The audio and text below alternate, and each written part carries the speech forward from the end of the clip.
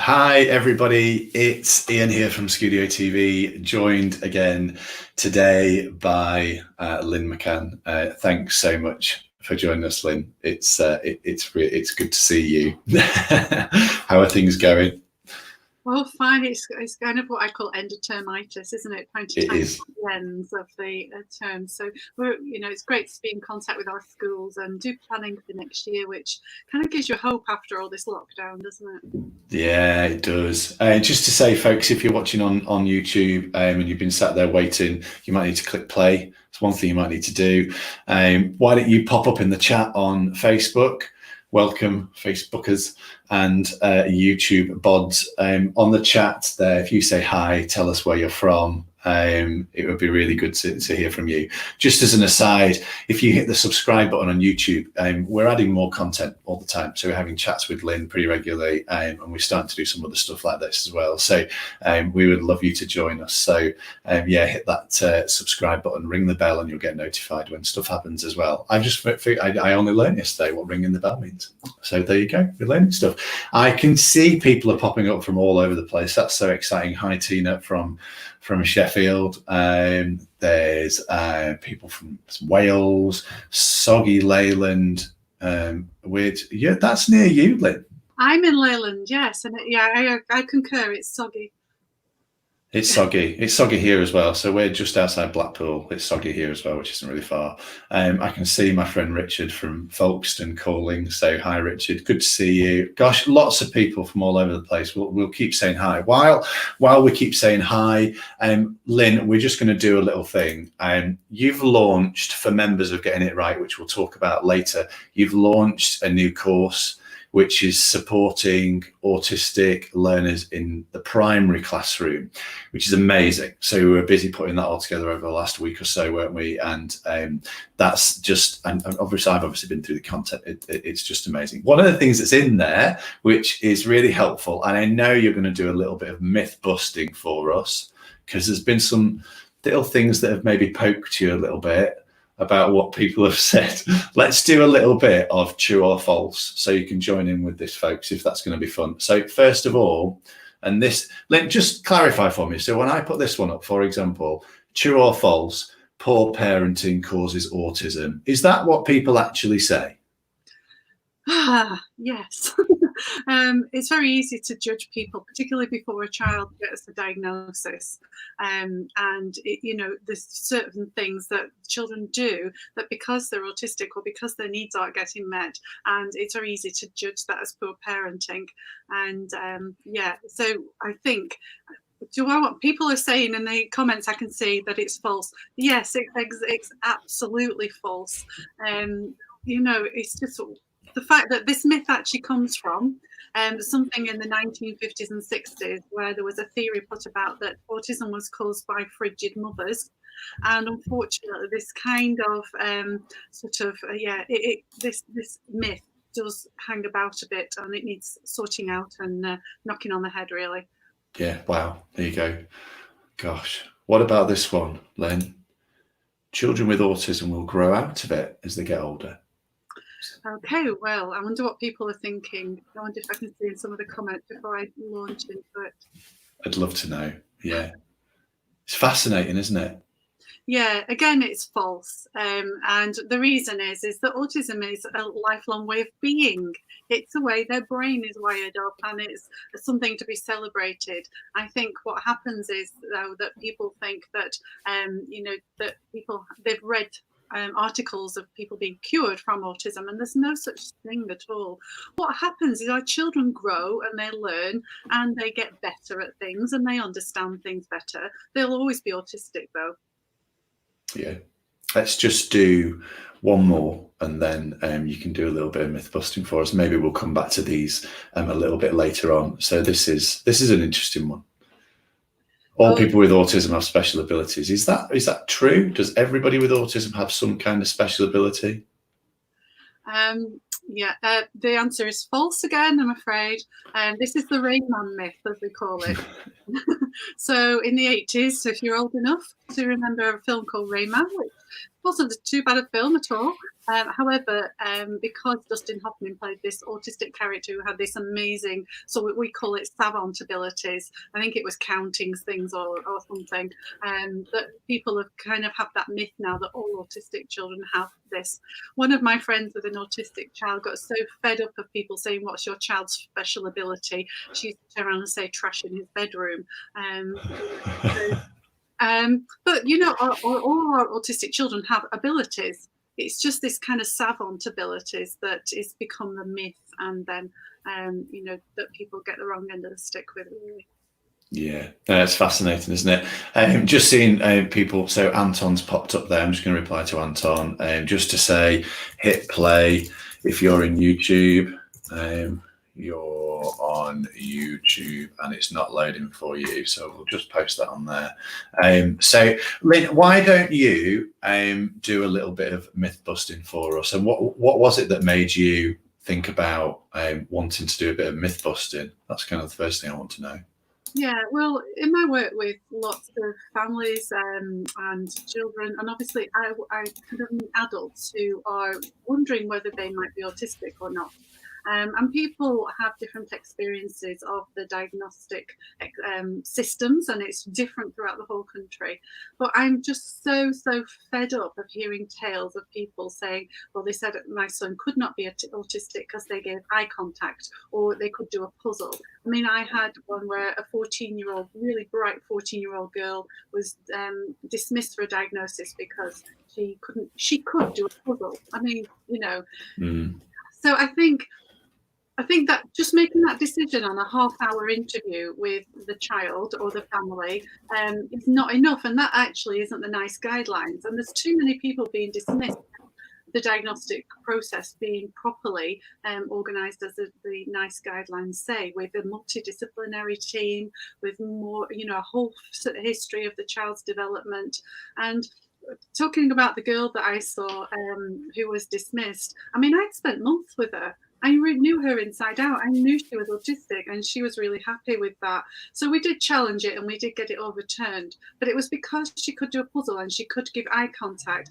And when they asked her, have you got friends? She said yes, because her perception of that was yes, but actually the friendship side of her being autistic was quite a difficult area for her. So these are some of the myths that I want to bust. I won't do them all. I've put them in my course so you can listen to some more. But one is that autism is not a disease. And that is absolutely sure. It is, unfortunately, in the international classification of diseases, though, and I think that's where that myth comes from. It is a way of being, and it is a way of thinking and perceiving the world. The eye contact myth is, it's so complicated.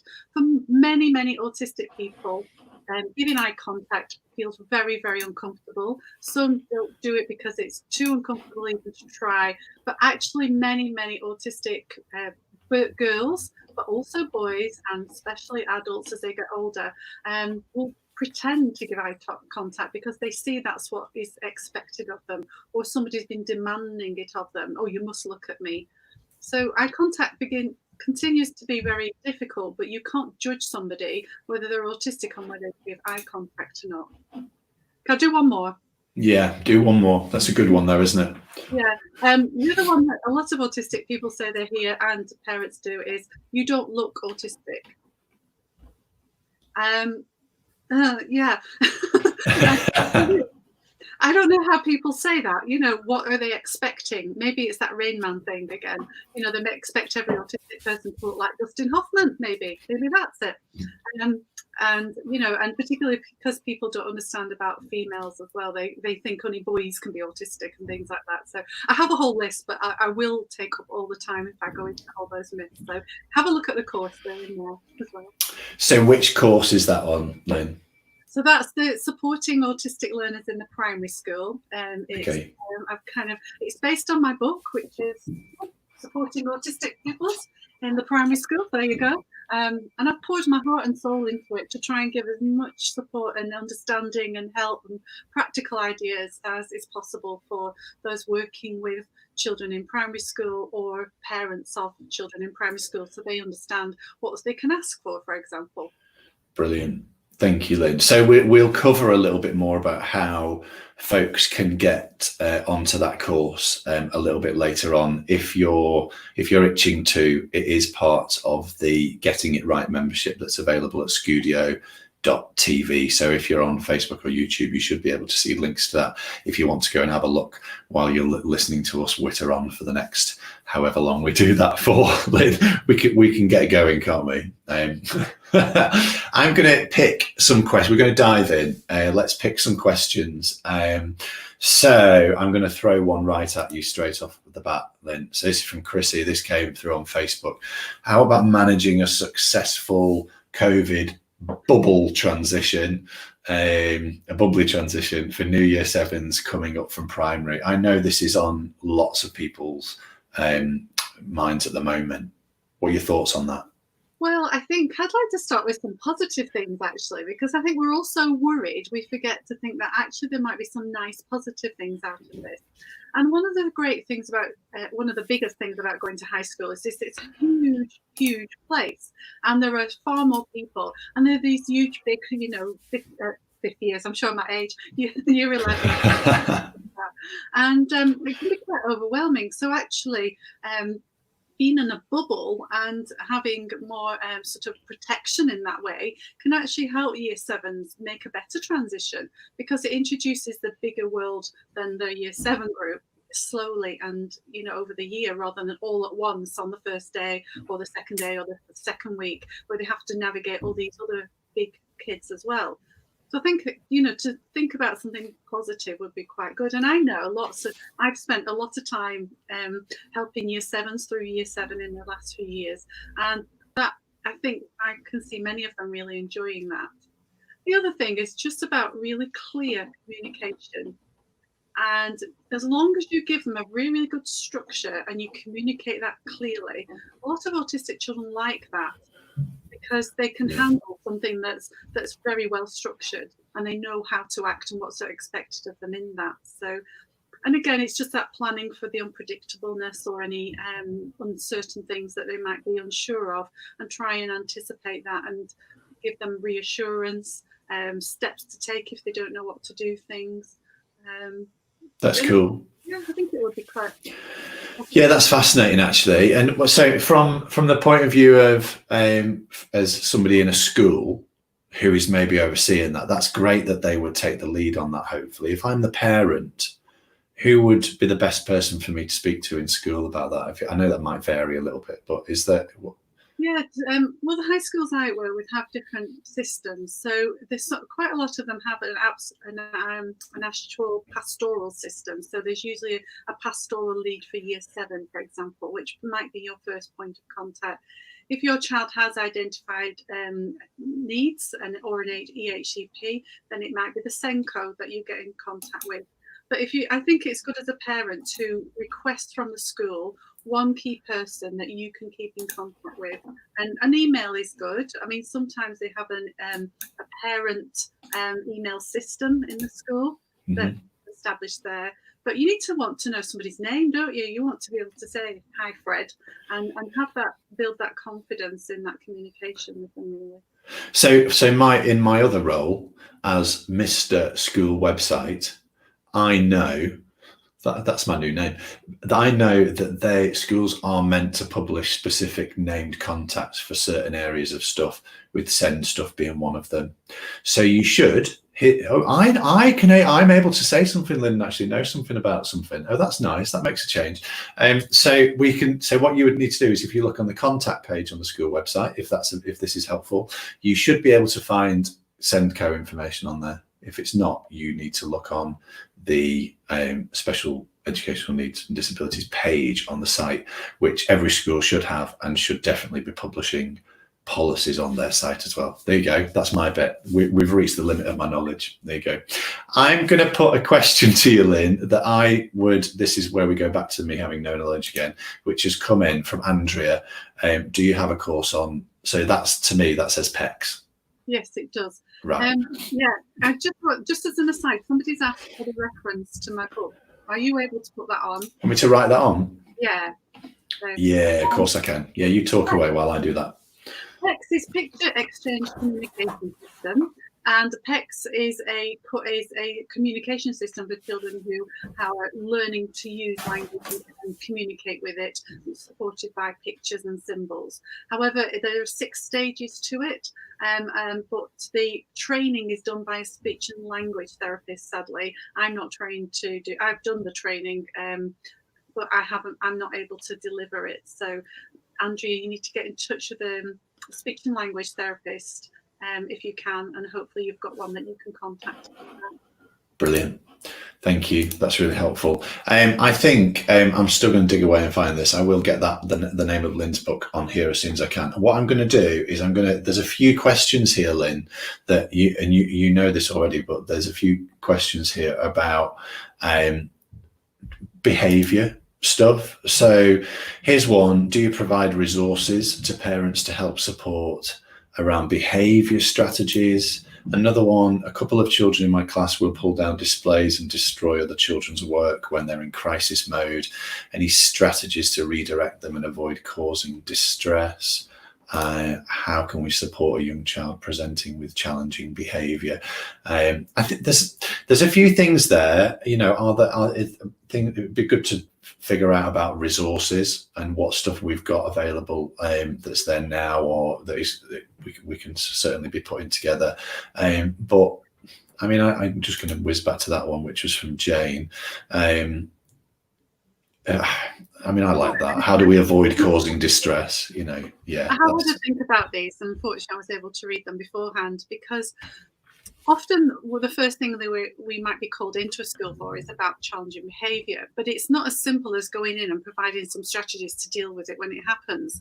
Because if all we do is react to a behaviour, we often either create more distress with the child, we might reinforce what it is they were trying to get out of it, or the child kind of learns that they have to do that thing to get the reaction from the adults. So it's counterproductive to think about what do we do. The whole thing that we do is turn that upside down and think about an iceberg. So think about an iceberg. These behaviours are happening at the top of the iceberg, but we are trying to find out what's happening underneath. And it takes a lot of time sometimes, and it takes quite a commitment to working together as a team to understand the child and their needs. And often, if we are able to meet the child's needs, and it might be that there are some needs that we don't know about yet, and it could be a simple thing like being in pain, having toothache, and not being able to tell you, being ill at that time, or it could be something that's been going a long time and they've just got to a point, I've had enough, I need to tell you that. And for children who struggle to communicate, then they have to find some way of communicating to you, and sometimes that's the only way they can do it is through their behaviour. And also, if they've got so stressed with what's going on or not having their needs met, then they can use, and sensory overload is a big issue as well. They can end up going into meltdown, and obviously that causes then a child in great distress, in fight, flight, or freeze response sometimes, because we can have shutdown as well. So without sort of being able to fix everybody's difficulties here, what I would say is go away and be a detective. Draw yourself an iceberg, because that's what we do. And we write down the behaviours that we're seeing at the top, and then we try and work out what is the child trying to communicate to us, or what is the child finding difficult or stressful. And we will look first, and I always try to look, this is my personal preference, at what sensory issues are overwhelming them. Because that seems, often if we start reducing the sensory overload, we start being able to help the child be more self-regulating so that they can cope with other things as well. We look at if they're in pain, if they've had an injury that they have not told us about or can't tell us about. We look at the environment, the relationships. It might be that somebody else's noise is causing one to feel really upset. And then, think about what's making them frustrated, what are they not understanding or being understood about. And it's really complex, isn't it? I would say I've kind of tried to cover some of this in our course about anxiety, because actually we find more and more that underneath the challenging behaviours that they have is that there's a lot of anxiety in the child. And if we can work out what's making them anxious, we can often then put more things in place that will enable them to cope with a difficult situation that they haven't been able to cope with before. So the things like pulling down displays or hitting things or throwing things are often just a communication that I'm in distress, I'm not coping. So is out like that. So is that similar? So, and we mentioned this before. Folks who've been on one of these before will know that my youngest has Down syndrome. So, and I had a chat with a lady who's a bit of an expert in Down syndrome stuff last week, and we were talking about some things. And she said the first kind of alert you're going to get is he's probably just going to look down. He's not going to give you eye contact, and then eye contact, and then he's probably going to look at you. And the next kind of level, is he's going to look at you over the top of his glasses and let you know that he's not particularly pleased with you. I can never remember what the third one was. I'm so sorry, but actually, I think the fourth one was you might end up with him dropping his weight. He just completely drop his weight. Or then you might, if you get to level 5, you've really blown it, and he'll sweep everything off the table or something. And her opinion on that was that if I've not figured out what any of the triggers are before that point, that's not his fault. That's me not helping him very well. Are we in the same territory? Yeah, and you can't. To not be hard on you or anybody else. Not always recognise the triggers, but especially in a busy classroom when you've got all the things going on as well. But what we can do is think that we have to put probably 80% of our effort into being proactive, looking for those things, and then have some sort of plans when we have to be reactive. But the first thing is start with yourself and recognise that your arousal level needs to be as calm and as soothing as possible as you react to what the child's doing. It's very easy, isn't it, as to go, no! And what happens then is that our anxiety goes whoosh, and we get the fight or flight response as well, and we can't function as an adult in that situation with the child. So I would really recommend, now this is going to confuse people because it's another studio and not Scoodio. But if people are really struggling, especially parents at home with really challenging behaviour, have a look at the stuff by Studio 3, which is online, and all through lockdown they've been putting on free courses and webinars and all sorts of things you can find online. And I've had Gareth from there up to Leyland to do training with us, and it is brilliant. It's all about how we read that situation and how we can work out our reactions through first looking at our own arousal level. So brilliant. They will help parents in crises. I want to make sure that, if people are in crisis right now, please do go and get in touch with somebody like them who can help you in a more personal way. That's brilliant, Lynn. We can maybe share a link as well if we figure that out. We can share links to that stuff as well. That's brilliant. Thank you, Lynn. Let's move on. We touched a little bit on anxiety there, and there is, for members, getting it right members, there is a course on autism and anxiety, isn't there? There's a question that's from Barbara. Do you have any social stories dealing with anxiety for autistic students in secondary school? So is there anything specific that you have available? Or is there anything you can advise now, Lynn? Yeah, actually, if you go on that course, the autism and anxiety, there's loads of resources that you can use with primary and secondary school children. I will say, Barbara, that I actually do this work with more secondary students than I do primary, because they're the ones I do a lot of one-to-one and group work with. And so, yeah, I have to say they're on the course. Only a tenner. So, it's really, and there's all these things to download. I would just say about social stories, I have written a book of social stories, and over the summer I've been doing workshops on Zoom, training people to write social stories, because I'm sure you appreciate, Barbara, they've got to be written well, and they're about explaining something to the child. They're not telling them that they've not to be anxious. They're telling them what anxiety is, and a lot of reassurance that that's okay. And one thing I like to cover in social stories about anxiety is that, anxiety is part of life, and that's okay, because it also has its uses.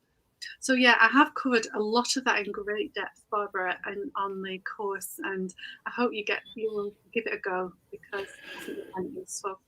Yeah, brilliant, folks. Just to mention, we'll talk a little bit about the membership in just a few minutes, but just to give you an idea of that, there are at Studio TV there are still free courses available from Lynn as well, which will be a really good introduction to some of that. So there's one that is preparing autistic and SEND children for going back to school.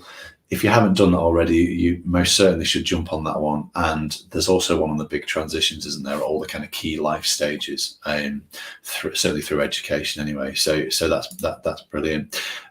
Let's try, again, we'll have a chat about the membership stuff in a few minutes, as I say, but let's have a little look at something else. Poor Lynn, she's no idea what order I'm going to do them in. I literally just throw them at her in whatever order I kind of feel like. I don't know, this question I don't know if this might be difficult for you to answer because it's going to be different, isn't it, in settings, but how are TAs being deployed in September? Are you aware of anything that's happening that's good?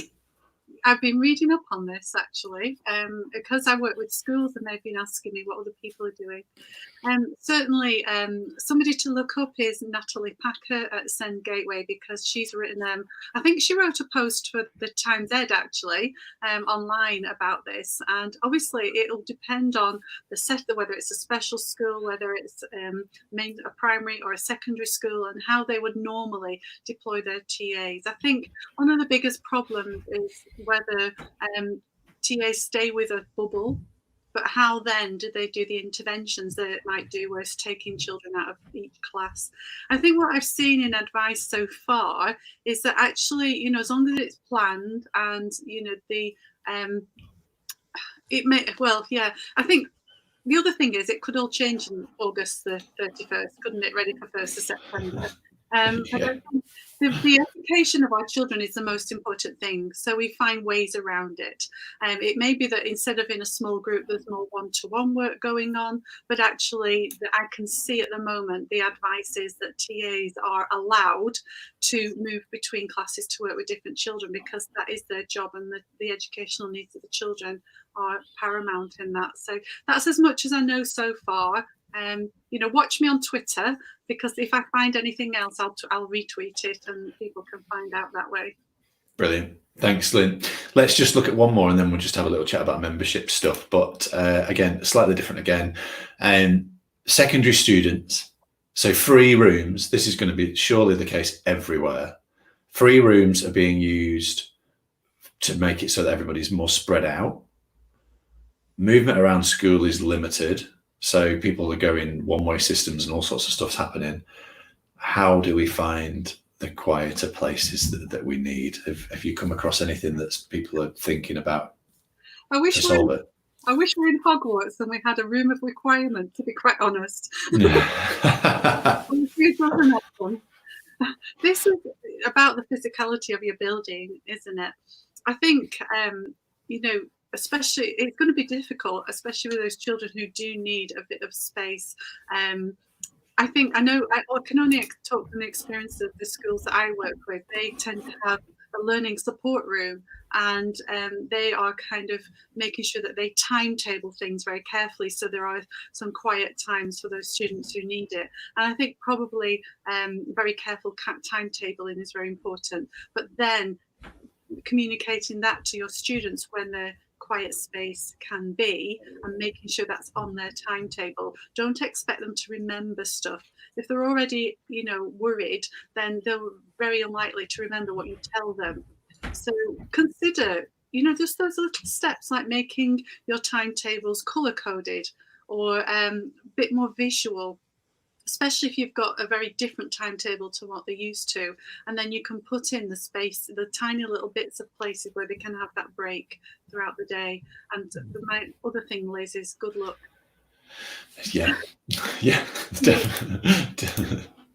definitely good luck. Amanda's just popped up on Facebook and said, I'm a TA and we can do interventions, just going back to the last question, but not face-to-face, because we all have to be facing forwards, which is interesting, isn't it? It is, but there's lots of different ways we can do stuff, and actually some of our, well, I was talking about eye contact earlier, some of our autistic children prefer me to sit side by side them, with a space between us, because that gives them their own sort of comfortable space, so that they're actually more able to do things and work with me. So yeah, I know that army of TAs out there are amazingly creative people.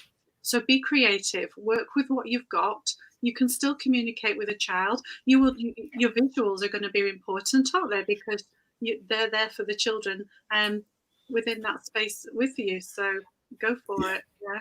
Hope Yeah. you No, absolutely. TAs are just, well, amazing is all we're going to say. Let's just have a quick look at, we've talked a little bit about the membership. We're going to come back to questions in just a minute. We're going to put more of those on here, but let's have a little look at the membership that's available at Studio TV. There's links available there. Basically what Lynn's trying to do is create a community with an amazing range of resources, with new stuff being added all the time, with a community built into it, with certificates for all courses, really nice stuff. So for this, it's not a lot, is it? It's £10 a month, all courses in there, new courses added every month, certificates for all courses, unlimited access to all the resources and downloads. There's loads of stuff in there, with more being added all the time.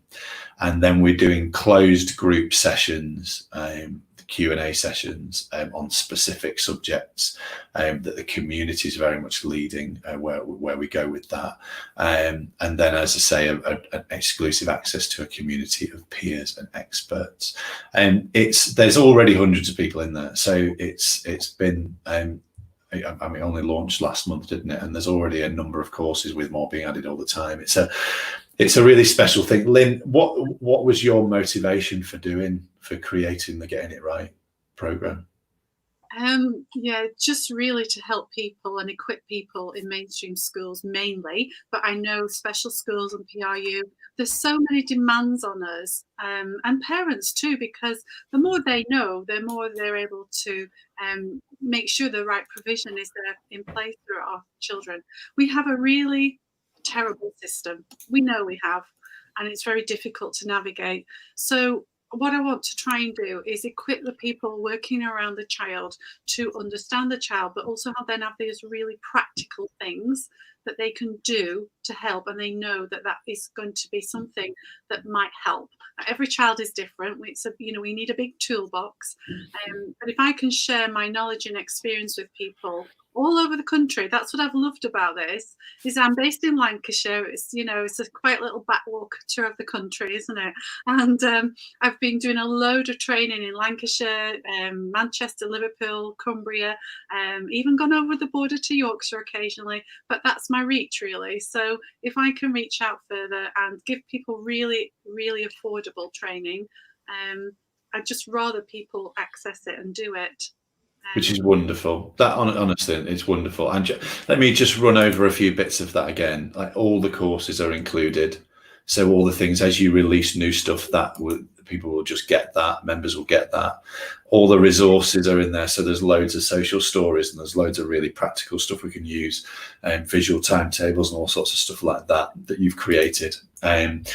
Certificates are there for CPD. Actually, the autism and anxiety course is now CPD accredited, so that's awesome, and that hopefully will roll that out a little bit more as well. And then there's a community group as well on there, and that's £10 a month for individual memberships. Actually, what you can do, if you're here from a school, and there's a number of schools doing this, where you can talk to us about this if you want to, but you can do it straight through Studio TV, where you can have a whole school membership, so we can enroll all your staff on there as well. So, and you can either do that where you pay that monthly and lob a card onto the system, and it'll just happen, or you can speak to us here at Studio TV, and what we'll do is we can do an annual invoice on that for you if that's going to work better for you. Thanks, Lynn. That's brilliant. There's so many good stuff. That I think that what's worth mentioning as well is there is a brand new course on there. So that was only launched for members yesterday, which is supporting autistic learners in the primary classroom. So that's available to members now. That's the brand new one. Just very briefly before we get back to questions, Lynn, what's the plan over the next couple of months in terms of what people should be expecting from that? Oh gosh, yeah, there's a lot of, we've got a big list, haven't we? A long list. Most of the courses will cover all key stages because our children grow up, and I want to make sure that we see the progression and we're able to dip in whatever age group we work with. That was specifically primary because obviously there are the needs and ways of working that primary schools have, but also then we're also going to do one on secondary. Sometime in the future, we'll do one on early years as well. I've just seen a question from Samimi about, and I don't know if it's a young child there who's just playing and not learning. Yeah, and that made me think.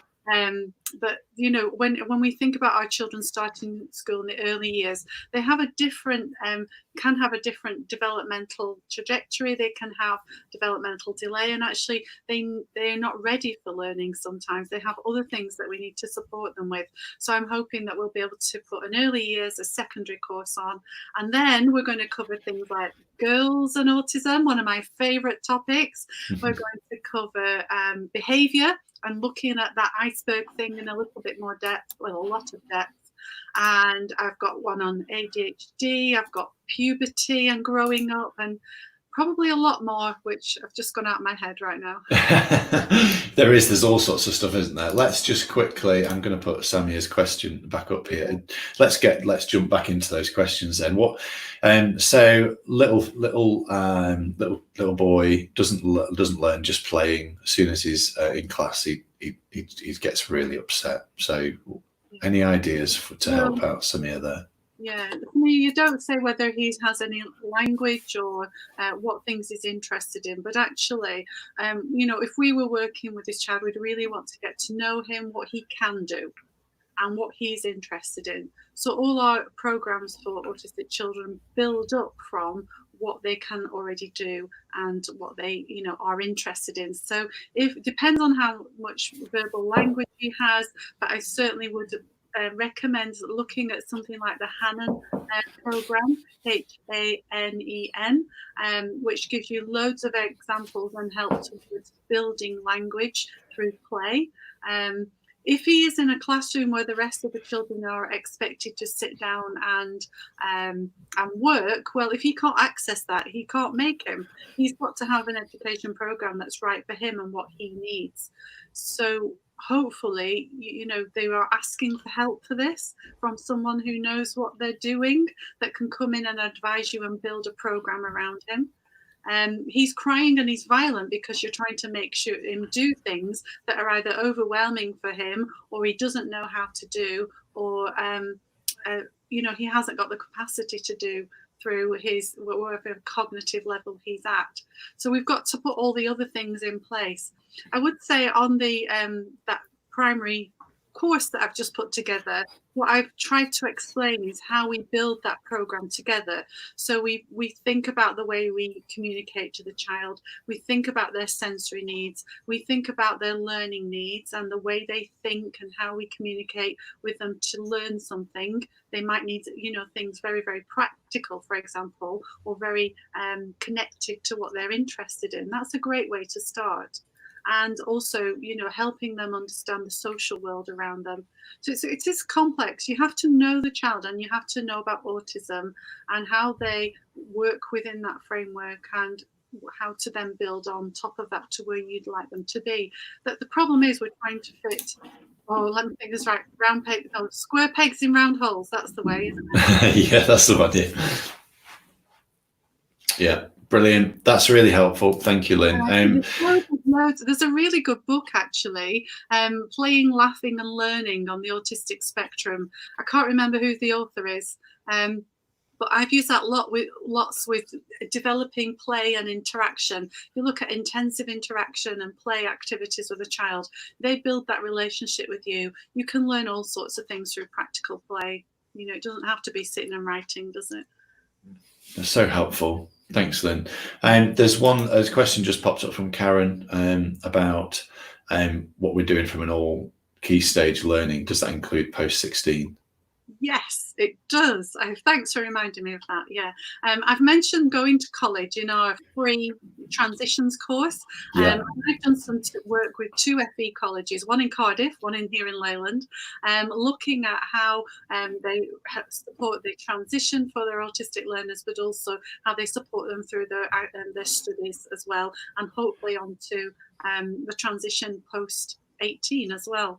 So yes, we will do a specific course on FE, but also you know, all together it's the same sort of, not the word, it's the same principles, and we just adapt them for the age and the ability. And I think particularly with post 16 college students, it's a lot about getting ready for life and understanding there are options now that, you know, through school they tell you what to do all the time, don't they? Whereas they grow up, they've got more power and choice in their life, and to be able to enable them to manage that and how to structure that themselves, giving them the power, is a great way to go forward. Yeah, awesome. Absolutely. There you go. Anna asked what the name of the book was, and Sarah and Ruth have answered that. So thank you so much. Ruth has found it, hasn't she? Playing, Laughing and Learning by Julia Moore. Thanks, Oh, Ruth. brilliant. Yeah, brilliant. Well done, everybody. That's fantastic. I mean, just carrying on that conversation, Susan's just said, you know, about if we can provide FE focused resources, they're not often age appropriate. So yeah, that is very much something that's on the agenda, isn't it? Yeah, and there's a couple of blog posts on my website about FE if people want a bit of a taster. There's one I did about 5 things you need to know about autistic students, and it was based on some training I did with Cardiff and Vale College, and you can download that and pass it around other, you know, tutors at college and things like that. So yeah, that's on reach@asc.com. Brilliant. Thanks, Lynn. Awesome. I'm going to hurl another question your way, mix it up a little bit. This is Nettie, and government wants to get all children back in school by September full time.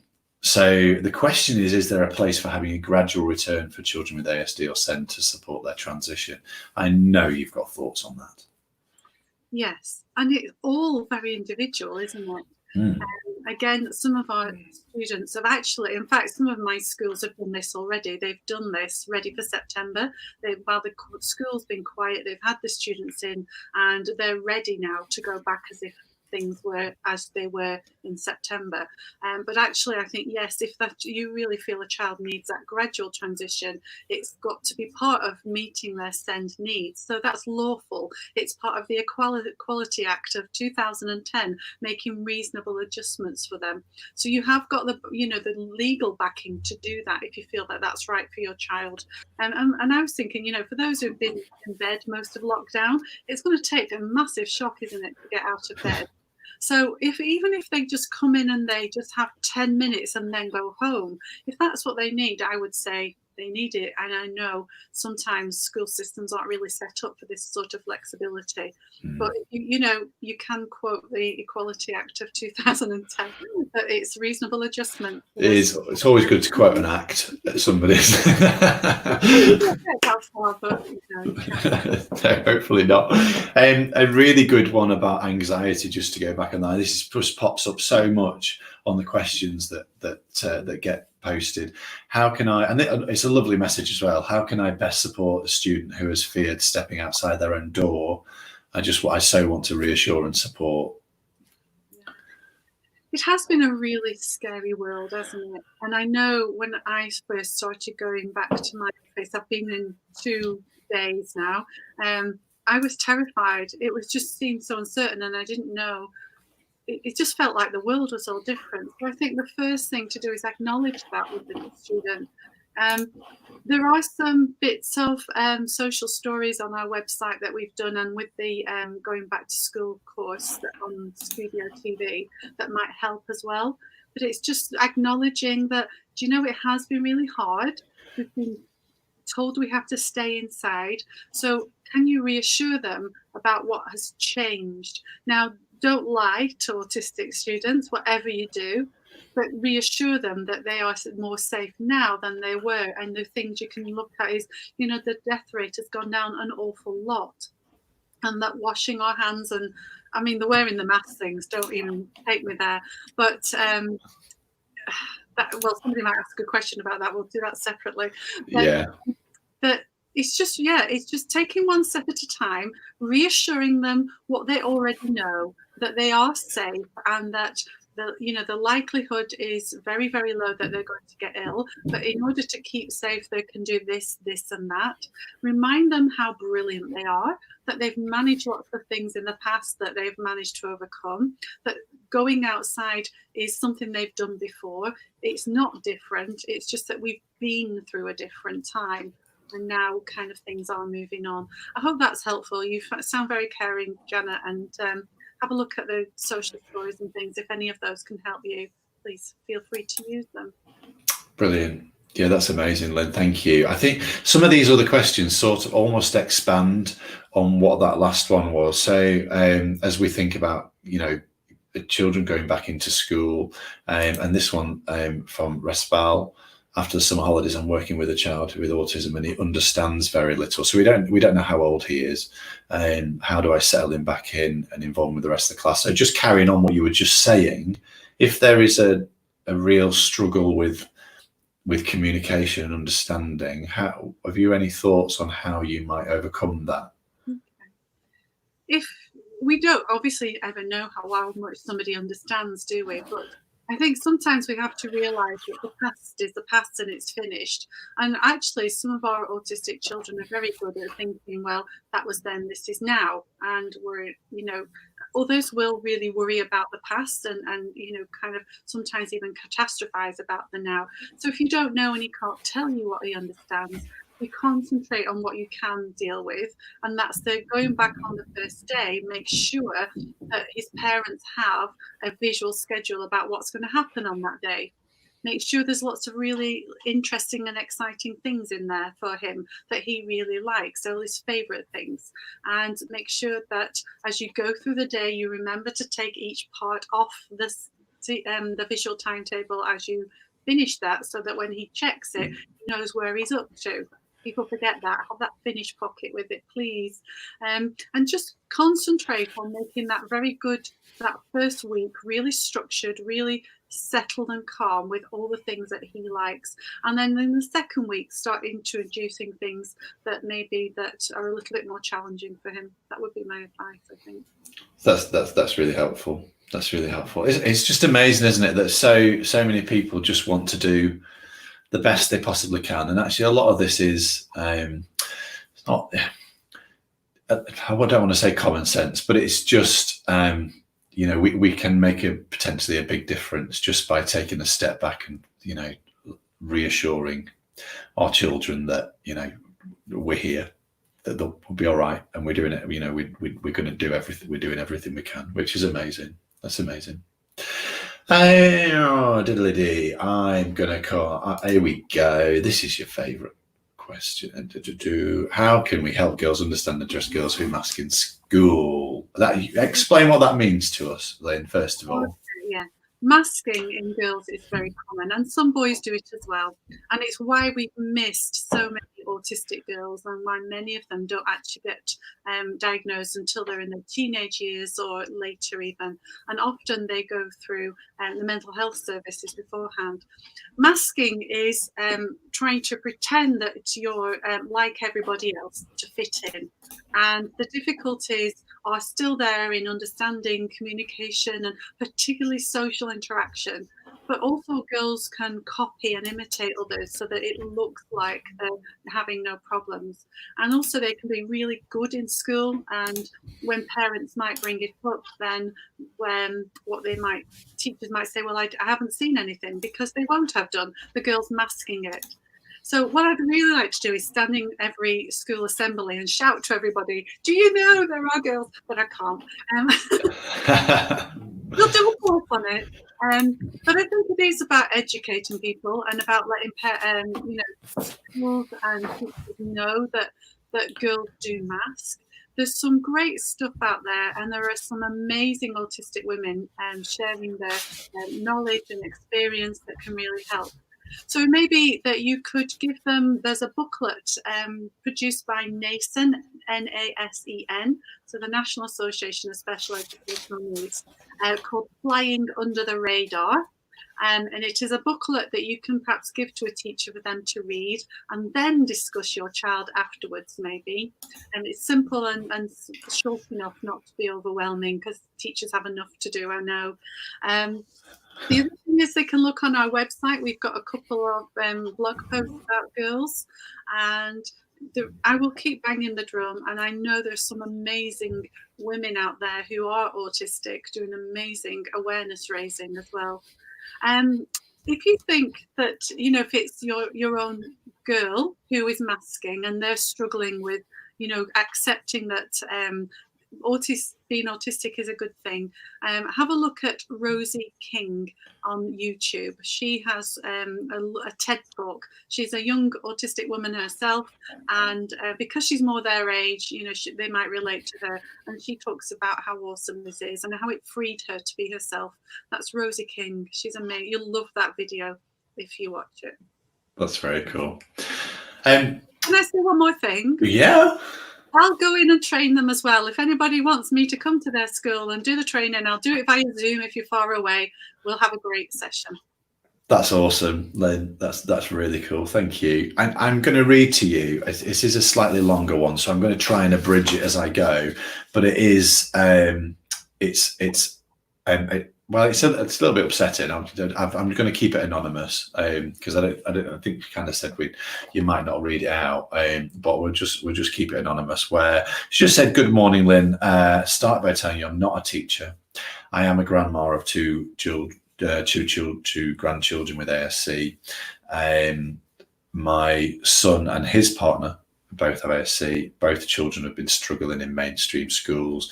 There's lots of stuff that she said she found your video very moving from the understanding that you have, and I know there's been a lot of feedback like that. So this young girl, granddaughter, looks down at the floor, speaks so low no one can hear her, but she can hear every cruel thing that they say to her. She's very polite, doesn't swear, cries easily, debilitating anxiety. I truly weep for her. The parents are unable to seek help, and to be honest, even though I'm protective, I actually feel quite hopeless about the whole thing. Home situation is quite stressful, as you can imagine. To see my lovely granddaughter so unhappy at school breaks my heart. Any advice in these difficult times? I'm 74, I'm shielding. I always had the children at the weekends to help both parents and children, and I'm unable to see anybody. I feel better for getting that off my chest, but actually that's just heart-rending, isn't it? Heart-wrenching, and just such a difficult thing. I think maybe any words of reassurance for grandma? Yeah, I think there's two things. There's kind of three things I was thinking. Her herself, don't be down on yourself. You've obviously supported your family amazingly, so well done. And I'm sure you always will, as much as you can. So well done. You understand your granddaughter, and that is a really precious thing for her. But you've also described your daughter classically masking. What we said, she's good, she tries to be good, looks down, eye contact thing. Obviously the things that people say and the sort of bullying and things that go on with name calling is part of that as well. So maybe it's worth you saying the parents don't ask for help. Maybe together you and the parents could get in touch with something like parent partnership. To see it's Sendias now, isn't it? That they see if they can come alongside you and help you through that. There are other, you might be able to get in touch with a charity such as Bernardo's or Scope, who again might give you some advice of where to start. And the other one is IPSEA, ipsea.org.uk, and what they will do is, I mean, it's hard to get through to people, so do persevere. But on their website is loads of information about how the law works. And, you know, parents and yourself have rights to sort of ask for help for your daughter, for your granddaughter, and to just take that first step and say, you know, we have a legal right to ask for this help. She's masking, maybe send them, you know, that leaflet about girls and autism. And if you want to sort of ask me a little bit more, do get in touch and I'll send you some of this information by email. And I hope we can lift you up a bit because you're doing a great job. Yeah. Yeah, well done, Lynn. That's amazing. Thank you. It's heartbreaking, isn't it? Too much of this going on, unfortunately. Yeah, and I know, so we've talked about the membership, which is obviously a paid option. I think it's fair to, definitely fair to mention that, Lynn, you have your own Facebook group as well. And that is thriving with activity, and there's loads of support directly in there as well. The community within the membership is maybe a bit more closed, but your Facebook group is maybe a really good place for people to reach out for help as well. Is that fair to say? We're on the Facebook page. We try to find things that will help people, so articles and resources, and particularly I find blog posts that explain things are really helpful on there. So I post them on the Facebook page so that people, as they join us and they read through things, are sort of skilled up and find good places for information and resources. So that's what I use that for, really. There's not a lot of discussion going on. Okay, cool. Okay, but you're fine. In the community, hopefully. Yeah, absolutely. Yeah, no, that's cool. Okay, I just this is a really interesting one for you. This is Patrick from Ghana. Hi, Patrick from Ghana. I work with an NGO that support families and with individuals with autism. Could we have Lynn on board for a session with the autism community in Ghana? Are you up for that, Lynn? Oh, well up for that. I'd love to, Patrick. Do get in touch with us. And now we've got a Zoom, we can do this stuff, can't we? Although a visit to Ghana one day might be really on the cards. But yeah, do get in touch, Patrick, and we'll see what we can do with you. That's awesome. Brilliant. Yeah, really cool. So there's still people appearing. Hi, Stephanie. Good to see you. Brilliant. Great to see new people arriving. Are you happy to carry on for a little bit longer? Yes, as long as people are listening. Yeah. If everybody starts legging it, I'll see that the numbers drop massively, and we might as well go and have tea. But in the meantime, if you've got new questions you want to throw at us, please just throw some more questions at us. We're keeping an eye on those coming in. If you're on YouTube, remember, subscribe, because we're keeping doing stuff like this more and more all the time, and uploading short, helpful content more and more as well. Don't forget that Lynn's membership at Studio TV, Getting It Right, is there. £10 a month for resources and courses and downloads and all sorts of stuff on there, so that's there as well. Let's have another look at some questions. Let's see. So again, this is one you're going to have to explain to me. How effective are methods such as the incredible 5-point scale in a secondary school setting? That's from Tracy. Doesn't mean anything to me, that, Lynn. Okay, so the incredible 5-point scale is a way. Scales are really useful for sort of thinking about the intensity of things or the strength of things, or people's confidence in things, for example. So I use them quite a lot because they're a visual way of children marking where they feel they are on something. And one thing scales are good for is that, you know, if you want to make improvements something and you're at a 3, well, the next step is number 4, not 10.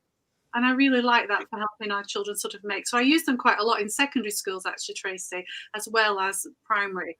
The incredible 5-point scale is a scale of looking at your build up to being angry or overloaded.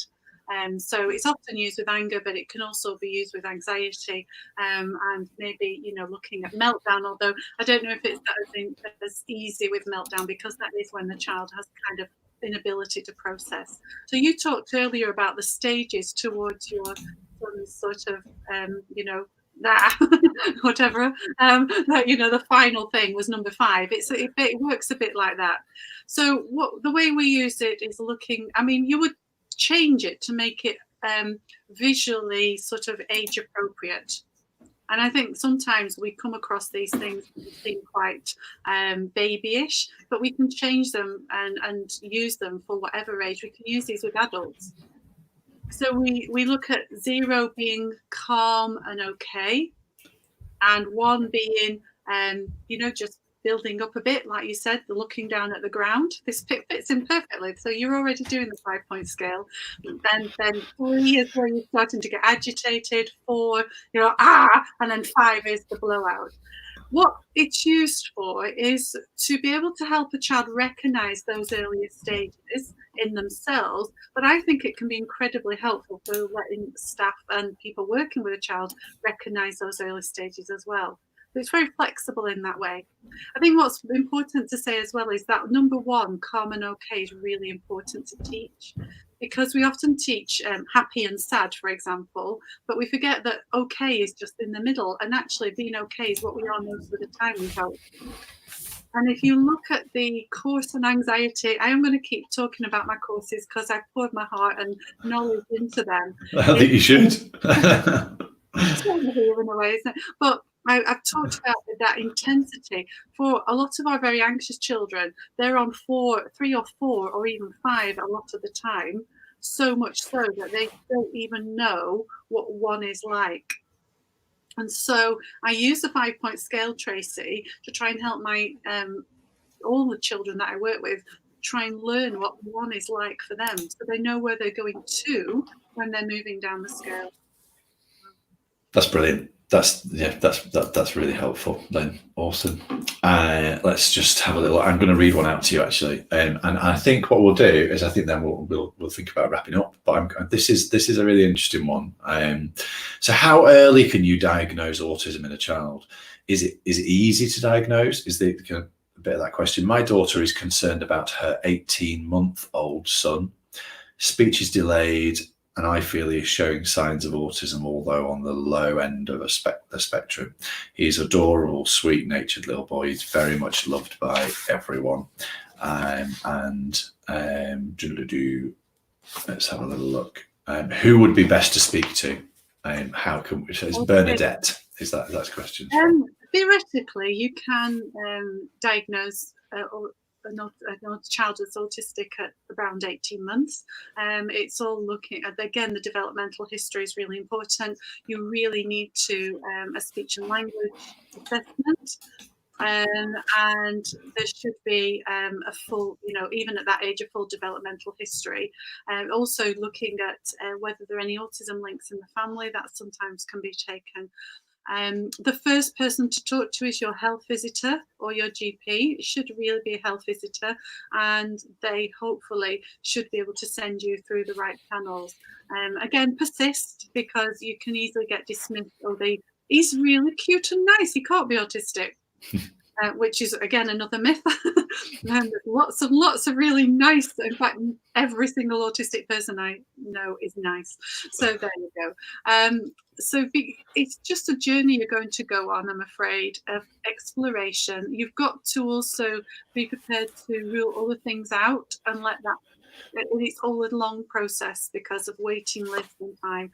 But go to your health visitor or GP and ask them to kind of make the next steps for a speech and language therapist's assessment and so on. They might send you to the Child Development Centre to do more holistic assessments, which will be great. Yeah, cool. Okay, thank you, Lynn. I think so. There's a few people who've just asked about. So Rachel was saying what the Facebook page name is, and I think they're talking about yours. So it's Reach Out ASC. If somebody searches on Facebook for Reach Out ASC, they're going to find you, aren't they? Yeah, that's cool. Brilliant.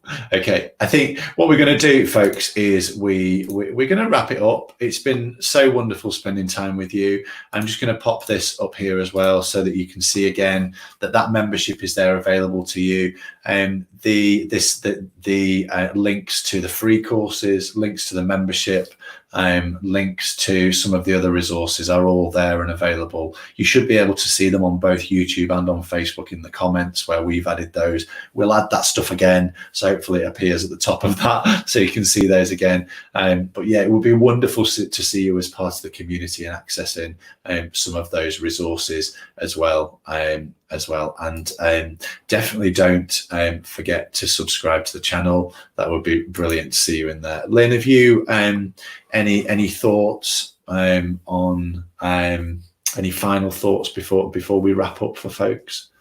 Well, really, just thanks very much for actually taking the time to come and listen to us and ask those questions.